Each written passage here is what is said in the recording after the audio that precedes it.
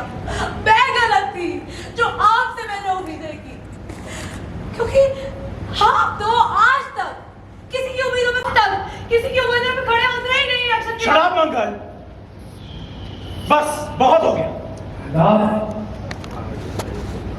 चिल्लाइए मत अक्षत के पापा, आज ये बात पूरी की पूरी होकर रहेगी। बेटा सब टेंशन में है। आपको बता दूं कि आप आज अपने बच्चों पर से अपना हक खो चुके हैं। मेरे बच्चे वापस चाहिए सक्सेना जी। बेटा मेरे बच्चों की कस्टडी चाहिए। मुझे मेरे बच्चों की कस्टडी चाहिए। बेटा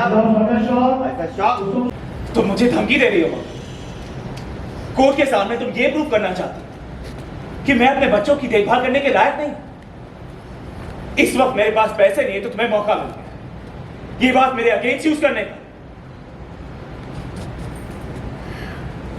वाहदे जी, आपको ये कहते हुए शायद याद नहीं आया होगा, लेकिन मुझे अच्छे से याद है कि 6 महीने के एक एक दिन मैंने आपकी दी हुई चुनौती का सामना करने में गुजार दिए।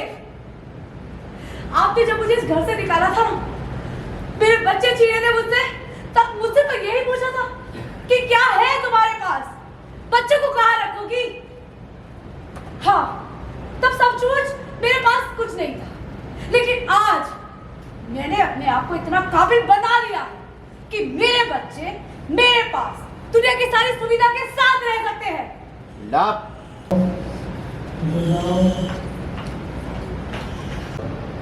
पुलिस बुलाओगी तो बच्चों को लीगल बैटल में फंसाओगी ताकि हर रोज वो कोर्ट के धक्के खाएं, वहां लॉयर्स और पुलिस उनसे पर्सनल सवाल पूछे। वो सब चलेगा तो वो ट्रॉमा देना नहीं हुआ तो क्या हुआ?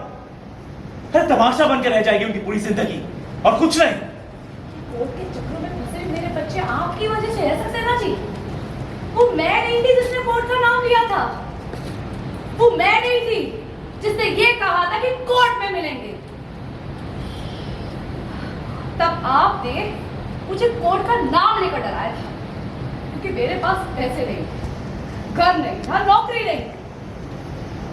लेकिन अब आप डर रहे हैं, अब आप मुझसे डर रहे हैं, क्योंकि आप जानते हैं कि अक्षत और इशाना की देखभाल करने में मैं आपसे ज्यादा सक्षम हूं और कोर्ट मेरे हक भी फैसला देगा। लेकिन मैं एक बाप से पैसों की वजह से उसके बच्चों को नहीं छीनूंगी।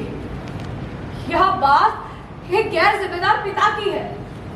आपने मेरे बच्चों का ध्यान नहीं रखा, आप मेरा भरोसा खो चुके। मैं मां हूं, अक्षत और इशाना मेरे पास रहेंगे। मैं अपने बच्चों का बहुत अच्छे से ख्याल रख सकती हूँ सक्सेना जी। बेटा ओ रियली मम्मा? बेटा